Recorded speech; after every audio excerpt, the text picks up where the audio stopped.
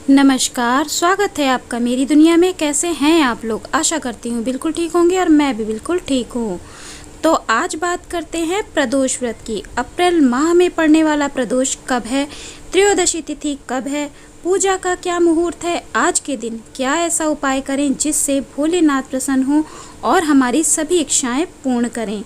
तो पहले अगर आपने चैनल को अभी तक सब्सक्राइब नहीं किया है तो नीचे दिए गए सब्सक्राइब बटन को हिट कर दें, बेल आइकन को दबा दें, ऑल में क्लिक कर दें जिससे मेरे वीडियो के सारे नोटिफिकेशन आपको मिलते रहें। तो चलिए शुरू करते हैं। इस बार अप्रैल माह में त्रयोदशी का व्रत 14 अप्रैल को पड़ रहा है। दिन है बृहस्पतिवार। तो यह गुरु प्रदोष व्रत पड़ेगा, मतलब कि इस प्रदोष व्रत को गुरु प्रदोष व्रत कहा जाएगा क्योंकि यह बृहस्पतिवार को पड़ रहा है। प्रदोष की पूजा प्रदोष काल में की जाती है। भगवान शिव और माता पार्वती को यह दिन बहुत पसंद होता है, उनका बहुत ही पसंदीदा दिन होता है। माना जाता है कि प्रदोष काल में महादेव कैलाश पर्वत के रजत भवन में नृत्य करते हैं और देवता उनके गुणों का स्तवन करते हैं, मतलब कि उनके गुणों का गुणगान करते हैं।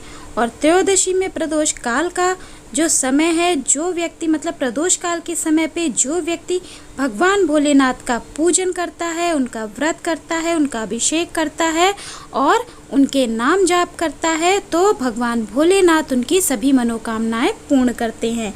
चलिए अब जानते हैं कि अप्रैल माह का पहला प्रदोष कब है। तो 14 अप्रैल 2022 गुरुवार को यह प्रदोष व्रत पड़ेगा।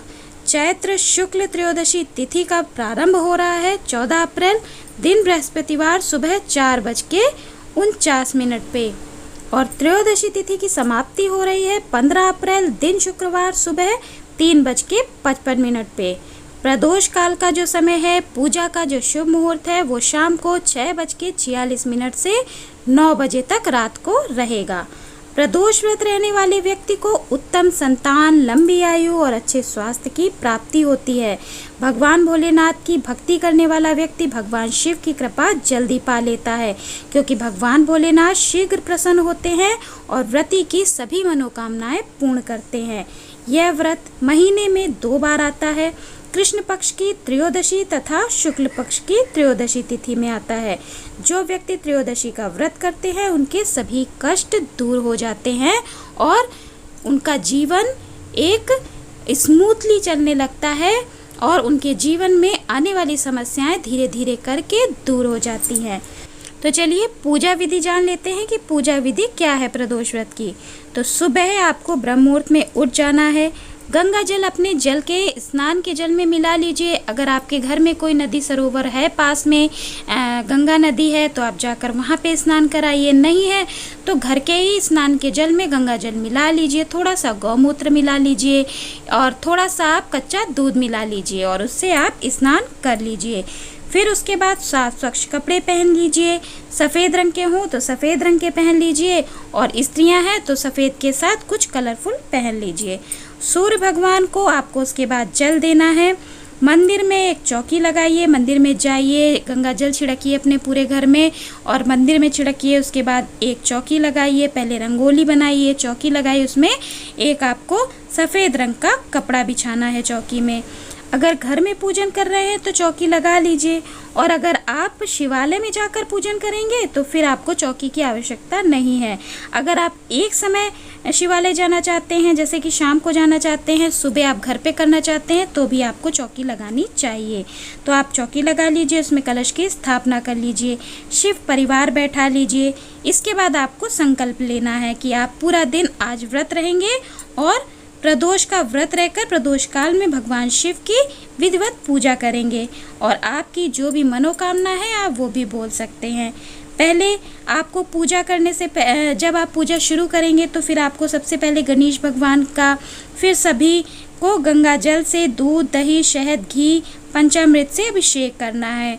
आप एक थाल में पूरे शिव परिवार को बैठा लीजिए और सबका आप गणेश भगवान से शुरू करते हुए सबका आप एक साथ भी अभिषेक कर सकते हैं चाहे तो, और नहीं तो आप अलग अलग, अगर समय आपके पास ज़्यादा है तो अलग अलग कर लीजिए। आपको फलों के रस से, गन्ने के रस से अभिषेक कराना चाहिए। दूध, दही, शहद, घी इत्यादि इन सब चीज़ों से आपको अभिषेक कराना चाहिए। पंचामृत बनाकर आपको उनसे अभिषेक कराना चाहिए। शुद्ध जल से हर बार आपको अभिषेक कराना है। जब जब आप किसी भी चीज़ से, वस्तु से, द्रव्य से अभिषेक कराएंगे, उसके बाद शुद्ध जल से आपको अभिषेक कराना ही चाहिए। इसके बाद आप उनको पोंछ लीजिए, उनका अंग प्राशन कर लीजिए। अच्छे से पोंछ के साफ करके उनको फिर से वहीं पे स्थापित कर दीजिए। उसके बाद आपको षोडशोपचार से या फिर पंचोपचार से पूजन करना है।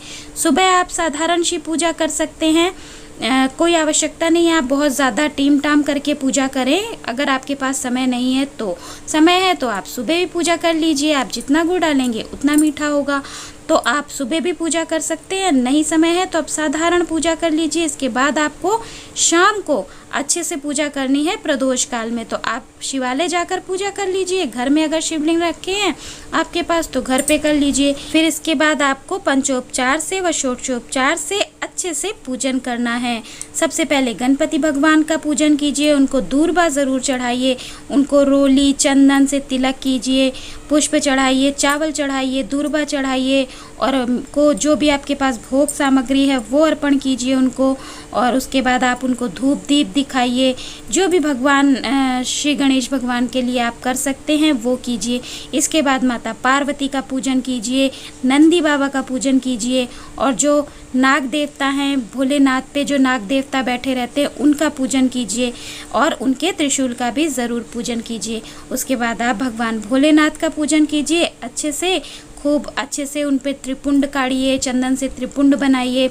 आप 7 बार त्रिपुंड बना सकते हैं, 21 बार त्रिपुंड बना सकते हैं। त्रिपुंड बनाने से भगवान भोलेनाथ बहुत ही ज़्यादा प्रसन्न होते हैं, तो त्रिपुंड उन पे बनाइए।